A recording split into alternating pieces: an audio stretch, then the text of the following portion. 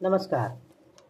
विज्ञान धर्म विश्व मंडळातर्फे शिवमहिम्न स्तोत्रातील पहिला श्लोक आज प्रसारित होत आहे. श्री गणेशाय नमः. पुष्पदंत उवाच.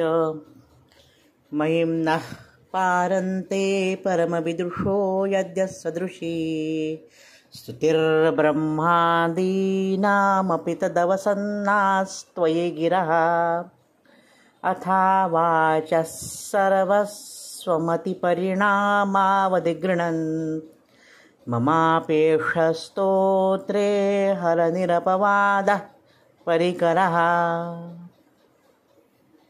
आता आपण एकेका शब्दाचा अर्थ पाहू.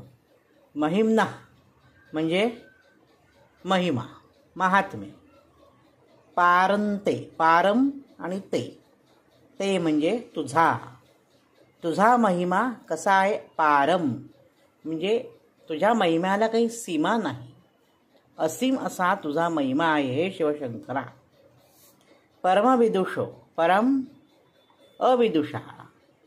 परम म्हणजे उत्कृष्ट आणि अविदुषः म्हणजे मूढ, आपल्यासारखा मूढ की ज्याला काहीही कळत नाही. त्याने समजा तुझी स्तुती केली तर त्या स्तुतीला सुद्धा तुझ्या सीमा नाही. यद्यसदृशी, यदी असदृशी. यदी म्हणजे जर आणि असदृशी म्हणजे अनुचित, अयोग्य. पुढे स्तुतिर्ब्रह्मादीनाम. स्तुती ही ब्रह्मादीनाम. स्तुती म्हणजे स्तवन. ब्रह्मादीनाम म्हणजे ब्रह्मदेव आणि इतर सर्व देव. अपि म्हणजे तरीसुद्धा तदवसन्नास्त्वयि. तद अवसन्नाः अपर्याप्त. त्वयि म्हणजे तुझ्यात. गिराः म्हणजे वाणी. अथा वाचः सर्व. अथा वाचः मध्ये दोन शब्द आहे. अथ अवाच्य. अवाच्य म्हणजे अनिंदनीय. स्वमती परिणामावधी गृह्णन. स्वमती म्हणजे आपली बुद्धी. परिणामावधी म्हणजे बुद्धीच्या सामर्थ्याला अनुसरून. गृह्णन म्हणजे गुणगान करणे. ममाप्येष स्तोत्रे. मम अपि एषः स्तोत्रे. मी सुद्धा या स्तोत्रातील विषयामध्ये हर निरपवाद परिकरः. हे हर हे शंभो शिवशंकरा, मी निरपवाद म्हणजे अनिंदनीय आहे आणि परिकरः म्हणजे हा माझा प्रयत्न आहे. आता पूर्ण अर्थ पाहू. हे शिवशंकरा, तुझा जो महिमा आहे, जो असीम महिमा आहे,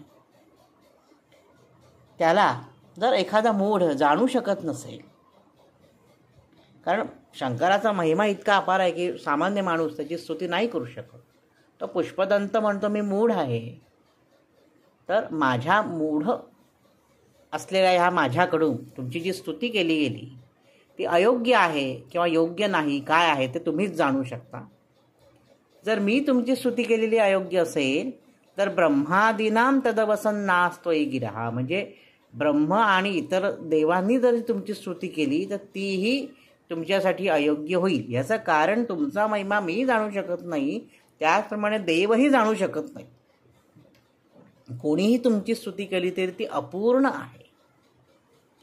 समजा कोणी आपल्या बुद्धीच्या सामर्थ्यावर परिणामावधी गृह्णन. स्वमती परिमाणावधी गृह्णन.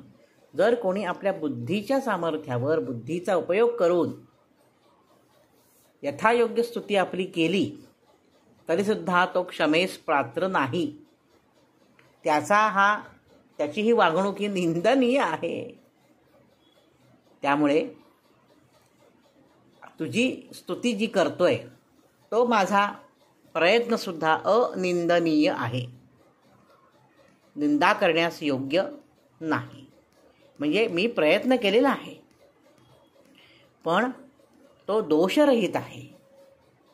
मी प्रयत्न केला आहे पण जर माझ्या या स्तुतीमध्ये काही दोष राहिले असतील तर हे ब्रह्मदेवा, हे शंभूशंकरा, या माझ्या गुन्ह्याची क्षमा तू केली पाहिजेस. मी आपला छोटासा बालक तुझी स्तुती करतोय तर ह्या माझ्या चुका जर काही होत असतील, हे शंभो शिवशंकरा तुझ्या चुका पोटात घाल. ममाप्येष स्तोत्रे हर निरपवाद परिकरा. आजच्या भागात इथेच थांबतो. नवनवीन माहितीपूर्ण व्हिडिओ पाहण्यासाठी, ऐकण्यासाठी वैभवदातार ऑफिशियल हा माझा यूट्यूब चॅनल जरूर आणि जरूर सबस्क्राईब करा. धन्यवाद. ओम नमः शिवाय.